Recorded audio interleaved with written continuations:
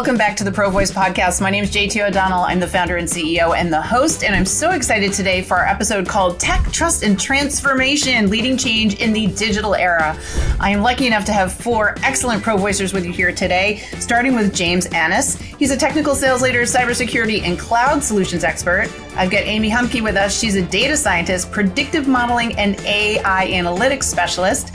I've got Kayleen Jones, AI adoptional and digital transformation leader, and Lee Roquet, customer success and revenue operations leader.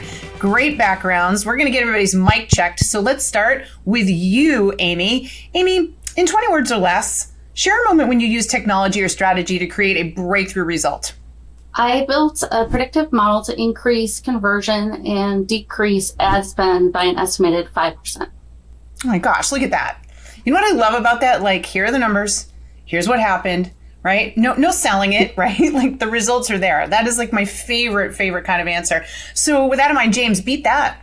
I had a customer engagement. They had a 130-site global network. They were focused on that.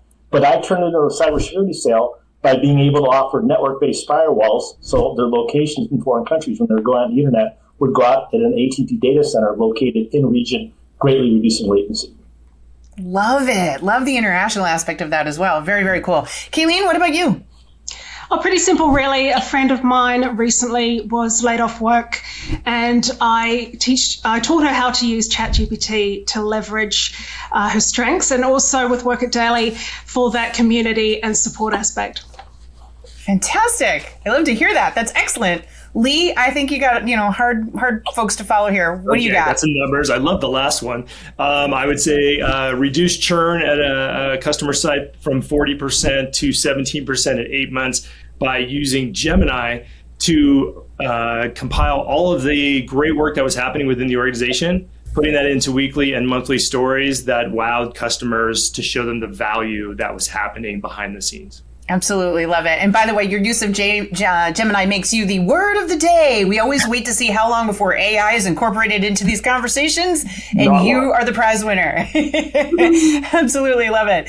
So mics are good to go. Let's get into Signal Boost. I love this because this is a chance for each one of you to give a shout out to a person, a technology, a book, an idea, a concept as it relates to your industry and the topic today. So let's begin with you, James. Who are you shouting out? I'm shouting out cybersecurity compliance for 2025. So here's what I'm seeing. The Department of Defense, which is a big driver, especially in manufacturing, last year they awarded contracts to 109,000 different companies worth $773 billion. Starting in fourth quarter this year, they're expecting all those contracts to achieve CMMC, Cybersecurity Maturity Model Certification compliance. But it just doesn't affect those contractors, it affects their subcontractors. So if you're a subcontractor to a prime, you also have to become CMMC compliant. If you're a managed services provider, so you're managing a customer network, that has to be CMMC compliant. The Department of Defense is recommending that you also achieve CMMC compliance. So this could be a huge number of companies that within the next year have to get on board the program or they can't be in the program. Outside of defense, I'm seeing more and more private companies moving also towards compliance. So let's take Boeing, for example. On the non-defense side of the business, they're expecting their suppliers to meet either NIST 1-800 or ISO 27001 cyber compliance. Stellantis, the parent company of Chrysler, what they've done is they've published 19 security controls that they expect their suppliers to adhere to. Let's move away for a moment from manufacturing. Look at JP Morgan Chase. They publicly stated the expectation that outside vendors, including law firms, must meet its security cyber standards, and they're recommending NIST 800-171 as a framework that they expect. So we're seeing more and more of this to becoming more industry-wide, where you're going to have to become cybersecurity compliant or you're going to lose business. Wow. So the word of the day in James' world is compliance. Yes. All right. Oh, that's good to know, and people better get on it. Let's jump down to you, Amy. What's your shout out for? Agentic AI. I feel like this is what everyone needs to learn right now. So think about having a junior assistant that you can train to do the stuff that you don't want to do. So the things that are rule-based and maybe a little bit complicated, but repetitive, not what you're doing to move the needle every day, but you got to do it to get the job done. An example for me is something I did recently was for building a project charter, which is something I hate doing, but you really need a project charter at the start of every good data project. So I built a chatbot. I told it what are the best practices for project charters. I gave it a rubric so it could score itself. And now I have a text box. I can put stuff in, just a brain dump on the project. It will ask me clarifying questions, spit back a PDF that just tells me, like, this is the formatted project charter and a quality score. I can change it if I want to, but in 10 minutes I can have it done in what used to take me an hour. So to do this, you just got to be fearless. Talk to whatever LLM is your favorite one, ChatGPT, Gemini, doesn't matter. And it will walk you through how to do it. And JT, I know you did this with your LinkedIn profiles, and you are not a programmer. It's doable. Mm-hmm. Yeah, it's unbelievable. Agents are saving me right now, but they're also just, I don't know if you agree with me on this, Amy, they make you think so creatively. When you realize that you can give these agents all of this, your mind starts to go. If you've ever sat there and go, I wish I had more staff. I wish I had more hands to help me with this. I don't have enough hours in the day. And now you suddenly do. The creativity that comes through is just incredible. Would you agree? Definitely. It's my favorite brainstorming partner. It truly is. I totally agree with you on that. That's awesome. Let's jump up to you, to Kayleen. What's your shout out for? Mine's a little bit different. So what I want to share with people is that shadow AI is a big thing. That means people are using AI at work without your knowledge. And as James referred to, we need compliance. We need compliance. We need guardrails around this. But if you haven't done that as an organization, then people are doing it behind your back, which means that some of that data that they're uploading into ChatGPT and so forth is being exposed. So my shout out is to those who are actually putting in guardrails, training your people so that they use AI responsibly. I love that. That is so true. I mean, both sides of the coins. We want them using agentic tools like Amy suggests, but we've also got to be mindful of how they're using it because of where it's going and how it's being utilized. Brilliant. All right, last but not least, Lee, what are you shouting out? I would like to shout out actually security and compliance and making sure you do those proper checks. So I just actually today launched my first ever application I built, vibe coding. Luckily, I stopped and had a buddy of mine who's a senior developer. So maybe a shout out to James. Thank you for all the help. Who actually did an audit and found 4 pretty significant security issues that were able to actually be solved before I launched, so that I could make sure that my potential and customers coming would be secure. So spending time on Reddit, this is a pretty huge problem. These dev AI agents don't code always the best thing for security and compliance. So making sure that you take the time to stop, great for ideas. But if you're going to launch something with people's data, you got to stop and bring in a professional and make sure you get yourself covered. Well done. Excellent signal boosts, everyone. I think these were all very timely. So we're going to take a quick break for one of our sponsors. And when we come back, we're getting into work it or waste it. So stay tuned. This is an executive wake-up call. If you're a professional that's feeling overlooked and underutilized and quite frankly invisible, listen up. This one's for you. These days, it's not who you know, it's who knows you. You need visibility in order to attract the best opportunities. So if you feel like you've been stuck in the executive wasteland, you need to start using your Pro Voice. Your Pro Voice is a modern form of personal branding, and it's how you make sure that you get the best opportunities, raises and promotions, fractional work, and any other kind of opportunity that you're looking for in your latter half of your career. Executives today need to stand out. And if you don't understand how to do that with your Pro Voice, you are not going to get the respect and the opportunities you want and deserve. If you're interested in working directly with me and my team, you can do that with our Pro Voice platform. And right now, because you're listening to this podcast, I'm going to give you a discount. Pro Voice 50 will get you $50 a month off the monthly membership. Cancel at any time. And as a bonus, use the Pro Voice 50 and you will get a 30-minute one-on-one call with me to kick off your Pro Voice. And that is a $399 value. So what are you waiting for? It's time to use your Pro Voice to get the respect that you want and deserve, but more importantly, get the opportunities that you need. Sign up today at workitdaily.com, use Pro Voice 50, and I'll see you there. Welcome back, everybody. It's time for Work It or Waste It. Today, we're talking to our team of Pro Voicers about hype versus value AI-driven decision-making tools in leadership, right? I mean, we already just saw that they are all saying, hey, AI is great, but also be careful with AI. But at the same time, we know leaders need to be using this. Let's talk it through a little bit. I'm going to pick on Kayleen first based on what she gave in the signal boost. So take it away, my friend. Sure. Look, there are pros and cons. I can give you two examples that have happened in Australia. One of them was called the robo-debt scandal, where an AI decision-making tool was automatically sending out fraud notices to people on welfare incorrectly. This caused a lot of not just financial stress, emotional stress. It was a massive scandal.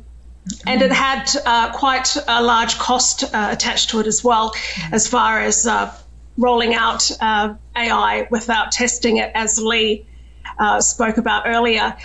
On the other hand, we did have in Australia an AI tool which really helped us track COVID during the COVID-19 crisis. So having those actuals, having that data available to the public was a great awareness tool. So there are positives and negatives. I think we just need to be careful overall.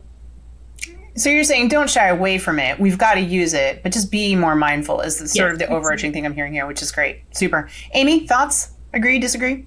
I agree with you, Kayleen, but I really have to come in a little bit stronger. I don't think that AI should be the decision-making tool. You have to be so careful with it because we didn't develop the code. Your company didn't develop the code. Someone else did. And you don't really know what assumptions it was making when it was creating it. And Anthropic came out with an amazing study this summer where they had Claude run its own little store manager business, and as kind of it operated a vending machine.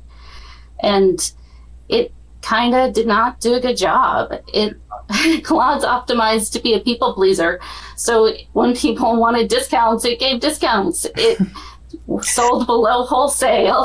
And I'm confident that they will improve the code for these situations and get it to be stronger. But honestly, it's got to have a human in the loop. You can't hand the keys to the business over to AI while you go take a vacation. It's never going to be that.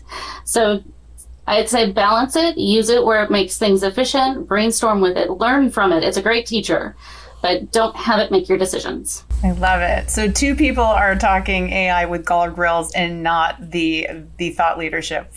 The humans need to drive the bus. All right, I got two of those. James, agree, disagree, or are you on this train? I'm on this train from a different perspective. And first of all, Kayleen, I did some research in shadow AI. She is spot on. I have nothing to add to that. But now what I'm seeing in the research I'm doing is that cybercriminal organizations are using AI to launch cyber attacks. So I got some information from IBM. 16% of data breaches now involve attackers using AI. Most important, 37% for phishing and 35% for deepfake impersonation attacks, where they're forging or they're using falsified information to log into a network. But here's the staggering statistic that IBM provided. That AI reduced the time needed to craft a convincing phishing email down from 16 hours to only 5 minutes. So what that does is allows criminal organizations to launch far more phishing attacks because now the AI is really doing all the heavy lifting. So that's incredible and scary. Yes, it is. Yeah. And a business opportunity, right? If we think about what this show is about, that that's going to create jobs. We're watching jobs be left and right wiped out, but we're going to need people who can think around this to stay on top of it. So, and the one thing I wanted to add to that, so the best way right now to stop that is there's several companies that have been manufacturing SIMs for years, which is secure information event management tools, and they're starting to use AI on the defensive side. So when a cyber attack is being launched, they can provide that AI real-time threat detection, analysis, and remediation, which means is if they see an attack in place, they can either block it, stop it, or remediate it. So that's kind of the direction that the cybersecurity industry is going now, using AI as a tool to provide a defensive posture. So I love it. That's awesome. Lee, what do you think? I'm in line. I think the guardrails are real, and I think we tend to always think about everybody's doing AI for good and we're going to make our business and our customers super happy. But then there's the evil side that they are now more efficient and more able to, put us into situations, especially the elderly and people who are maybe not as tech savvy, but kind of thinking about the business and the C-suite who are thinking about, man, can we use AI to replace everybody and save more and make more money? And the answer is no. It does not do a good job with strategy. It does not. It does a great job in pattern recognition. It's really amazing for the efficiency. I mean, you can elevate your whole business up a level, but someone has to still figure out what to do next. And look, I think ChatGPT 5 is going to be the first step into a model where it wasn't built on human decision modeling. It's the first one that's actually going to be able to kind of start thinking on its own, which is scary. Mm-hmm. But again, people trust people, people buy from people. The strategy value of your brand and your experience, it's got to be led by a person at this point. So yes, you can streamline your business, you can be more efficient, you can maybe do more with less and not have to hire until later down the road. But yeah, I think the guardrails, and I think Amy said this, the learning models, they are very nice to you and you are always awesome and you have the best ideas. But so when you're doing your models and you're building your GPTs and things, flip it around and have it interview you as a senior leader of a business or a really tough client who's going to leave, because it'll start poking really good holes in your thinking. That's amazing. What I think is interesting about all of you is none of you are afraid of this. And that's not, I think you were all really honest about the threats and the problems. And even though we don't have the exact answers yet, none of you sound like you fear it. If anything, you're like, let me get in there and help solve it. And I think that's what we're going to need a lot more of. I think there's plenty of leaders out there right now that are up at night because they don't have the answers. They feel like they're supposed to. And what they really need to do is start recruiting, getting fractional leaders like yourself in there, helping them solve for these problems, right? So I hope everybody listening really takes that away. Great stuff, you guys. All right, great episode of Work It or Waste It. But let's get into in your industry, because each of you is in a slightly different industry. That's why we brought you on the show today. So Lee, we're going to bounce it right back at you. I'm going to let you go first for a change. And I want to hear how technology is transforming leadership specifically in your industry. What are you seeing? I think just to dovetail on kind of what I was saying, I think people are trying to look at, man, can we rebuild the whole organization in a new way? And I think there's some really great examples out there of individuals that, the early adopters. I mean, Swan AI kind of comes to mind. It's 3 founders. They're trying to get to $30 million ARR with just 3 founders, and I think they have 27 agents, and they're doing it. I think, the buzz on the street in Silicon Valley is that there's going to be a company that gets to $1 billion with one person.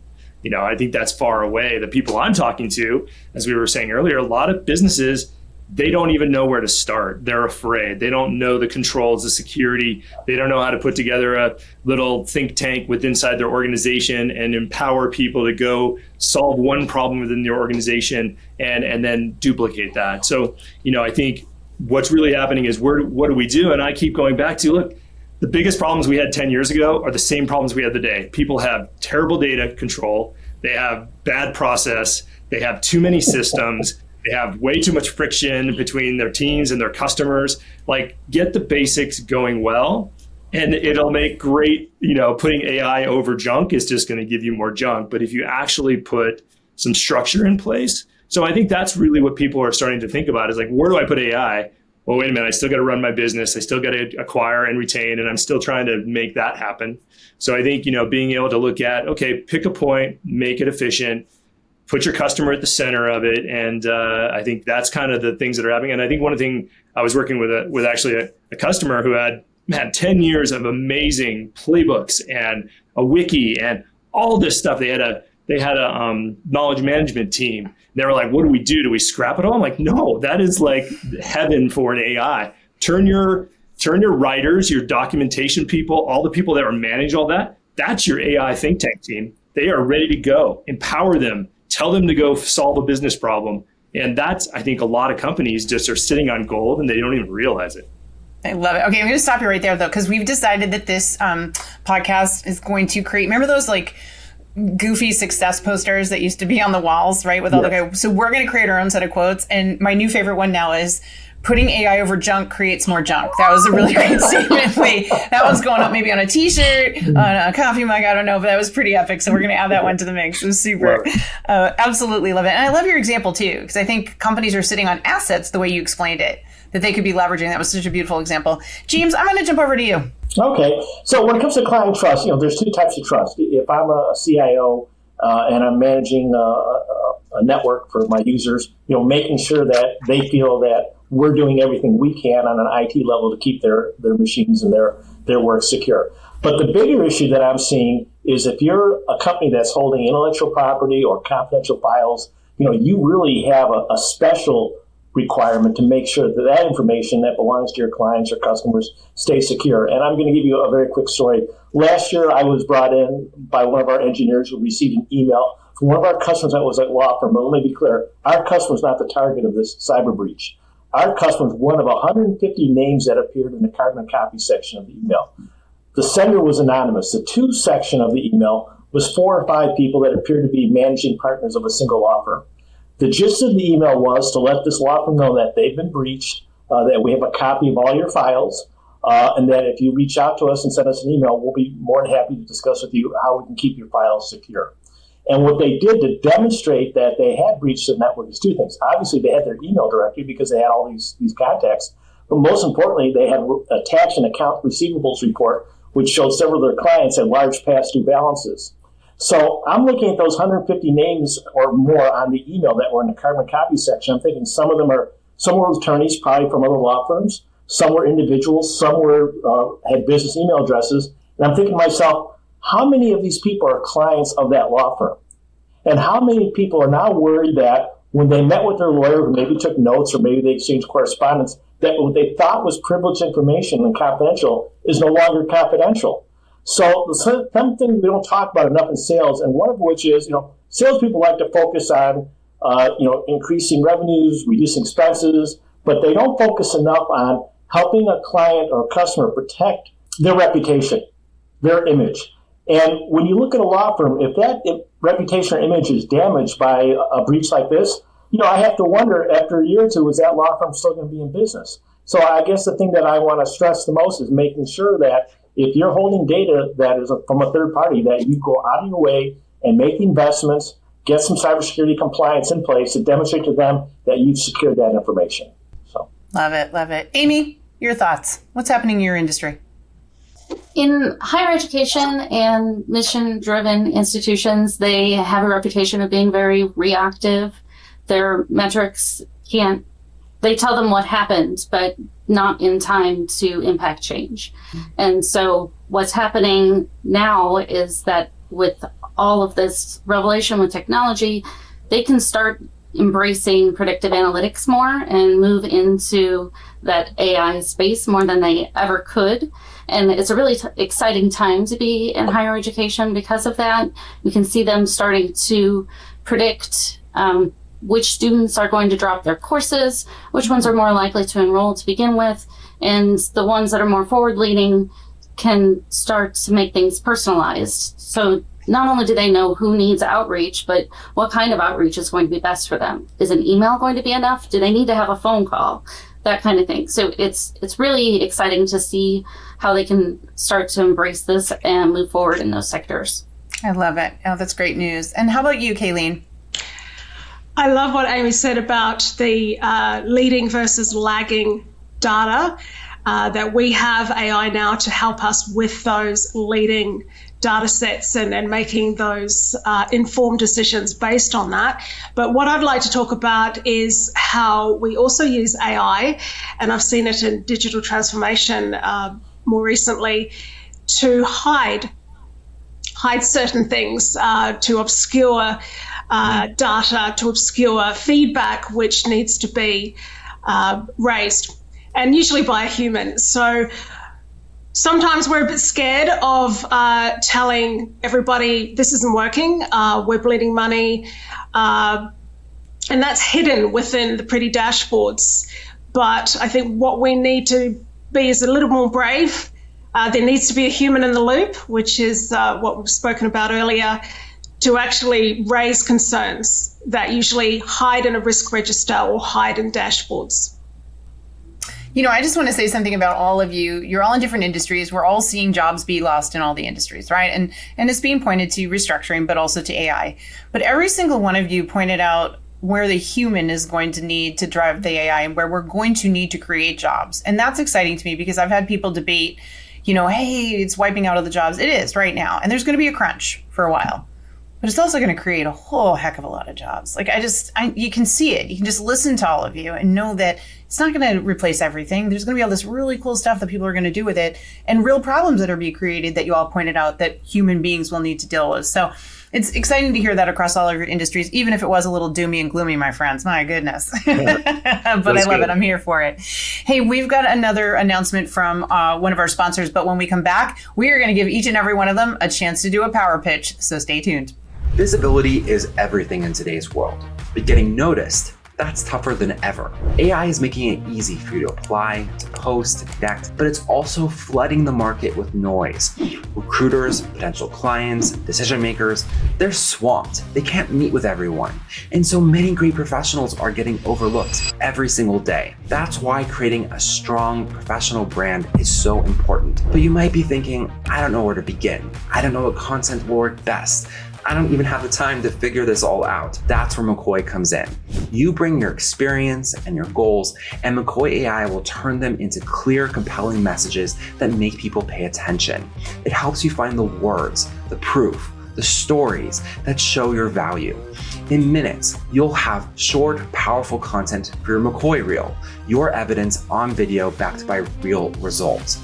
It's designed to grab attention fast and to leave the right impression. You'll know that people are watching, and you'll know that your message is landing. All in one simple link, easy to share, easy to open, impossible to ignore. No guessing, no blank page, no wasting time, just a smarter, faster way for you to show your value. McCoy is free, but with McCoy Pro, you can create targeted reels for specific roles, clients, and audiences. Build your presence, grow your influence, land that next big opportunity. McCoy helps people get you in seconds. Download today from the App Store and Google Play. Welcome back. It's time for Power Pitch. They're all warmed up. Their mics are hot. We want to hear what they can give us in 30 seconds or less. I'm actually going to start with James. And James, I want you to tell me in 30 seconds your philosophy or your single approach to leading in the digital era. Take it away. Most importantly is understanding the value of the data you hold, understanding the value of third-party data that you may hold, looking at compliance requirements to help you establish a baseline for securing that data, and designing a proactive and robust process to secure it. Well, that was easy. Oh my gosh, big shoes to fill there, Amy. What's your philosophy? I lead by making complexity actionable, whether that's through predictive modeling or strategic planning, turning data into decisions that can really drive results. And insight is only as valuable as you can do something with it to change the future. And that's my foundation for Critical Influence. That's my platform where I focus on helping leaders and doers align on impactful data work. And right now I'm offering coaching and downloads that will help you move insight to action on subs.com/critical influence. Cool. Very nice. Kayleen, what about you? I help companies avoid the 3 biggest mistakes when rolling out tech, especially AI. Number 1 is wasting money on tools that no one uses. Number 2 is creating risk through lack of governance, and we've talked about guardrails and compliance and so forth, and also losing trust with your employees due to rolling out things too quickly without the right comms in place. So where I come in is bridging the tech and human aspect in transformation. Love it. Love it. Great hot points. All right, Lee, beat that. I don't know if I can. Okay. My core focus is always around people helping people, the human experience, and not forgetting that, yes, we can have all the great tools, technology, process, and everything. But if we can't actually wow our customers at the end of the day, then we're not in business. And so one of the things I like to do to help my clients is to really focus. Everyone's on the revenue team. Everyone's on the team that helps the customer and the business be successful. So really making sure that we focus on those elements, find the areas of friction, make those better. But really the moments that matter for the customer, the team is all around culture, operational design, and people management. Love it. Well done. I didn't have to beep anybody. Everybody got it done in 30 seconds. Nice power pitches.